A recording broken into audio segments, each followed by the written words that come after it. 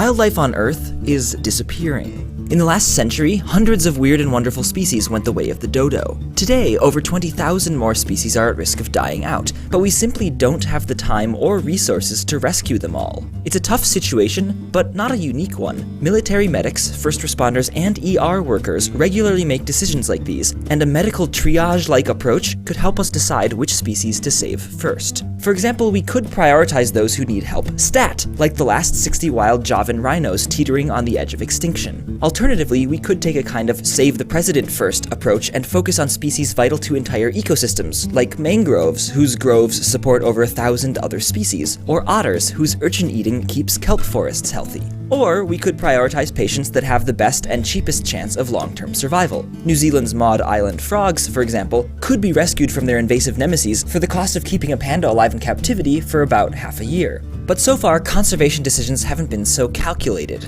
For instance, giant pandas aren't nearly as rare as Javan rhinos, nor as critical to their ecosystems as otters or mangroves. Plus, they're such reluctant breeders and their bamboo forests are so fragmented that saving them has already required billions of dollars and may mean keeping the species on permanent life support. And yet these fuzzy-wuzzy bundles of cuteness pull at our heartstrings and our wallets. As the literal faces of conservation, pandas pull in big bucks for wildlife protection. And they do share a little. Money raised by the World Wildlife Fund does go to dozens of conservation projects, but the majority of campaigns fronted by pandas or other charismatic creatures are solely devoted to saving their symbolic species. What's more, keeping the spotlight focused on the plight of a few celebrities means the demise of species with homelier faces, or no faces at all. You've probably never seen a campaign to save the stinking cedar or the pygmy hog-sucking louse. But unlike the celebrities, underdog species like these are often ideal triage candidates. They can be simpler to resuscitate, less expensive to protect, and vital to their ecosystems. Their only flaw is inferior cuteness.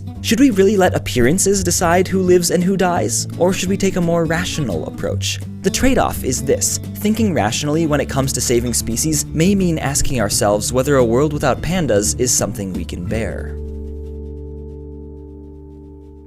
This episode of MinuteEarth is supported by Harrys.com, a website devoted entirely to shaving. Harry's offers high-quality, seriously sharp razors at half the price of big-name brands. I don't shave, but my dad does daily, and he says Harry's is the nicest shave he's had in years, perfect for both ecological field research and writing MinuteEarth scripts. Harry's is proud of the look and feel of their razors, as well as the kits, including foaming gel or shave cream and optional aftershave, all of which they deliver right to your home. You can get $5 off your first purchase at Harrys.com by using the coupon code MinuteEarth. It lets them know you're a Minute Earthling. And thanks to Harrys.com for helping support MinuteEarth.